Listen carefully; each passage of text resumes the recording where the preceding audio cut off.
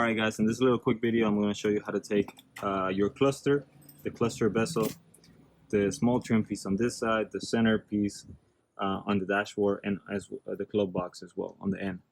Everything's really easy. As you can see, everything's already taken off right now. It might be easier for me to show you that way, and then once you start looking at your car, you at least have an idea where the bolts are.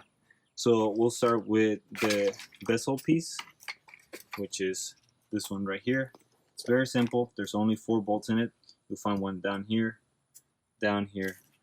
and then 2 on the top. Phillips screwdriver will take those out. Take it out 4 bolts, and it just pulls out.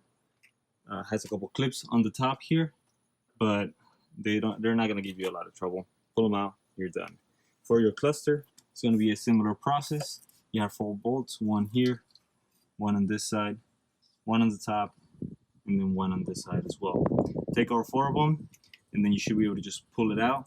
It's going to be held in place obviously by your speedo cable and your other cluster cables. The easiest way I found to do it on the one with the tachometer, if you have that one, is going to be to pull it from this side. Try to get your hand in there, unplug this ones, and then unplug your speedo cable. Then it should come out. A quick tip on how to take it a little bit easier too. This piece is held in place by just this one bolt. Take this bolt off, and then you should be able to just pop this side of it. You don't have to pop the whole thing unless you want to, or unless you're doing something like I am. But if you pop it just a little bit, it'll give you a little more space for this to move, because the little legs here like to hit this side.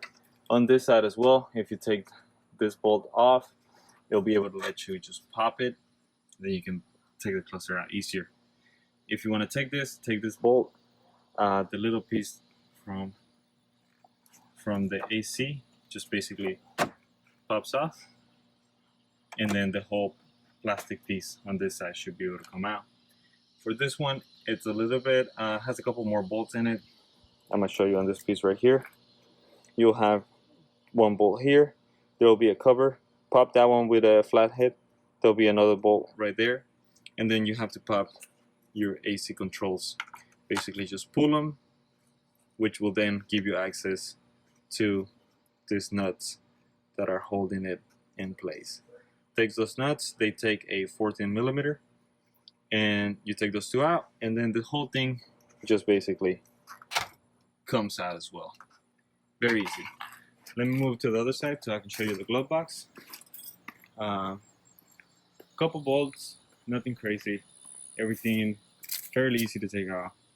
Just be careful, since it's plastic, it'll be brittle, probably. So, for your glove box, this is the door. You bust it open. You'll have 5 different screws, 2 on the edge, 1 in the middle, and then another 2 on the opposite edge. You unscrew all 4 of them. The whole thing just basically kind of comes up and out. Once you take this one out, and you have to move into the actual glove box, there's also just 4 bolts. It's going to be 1 here, 1 on the opposite side, and then the 2 bolts that hold the centerpiece where the door locks onto.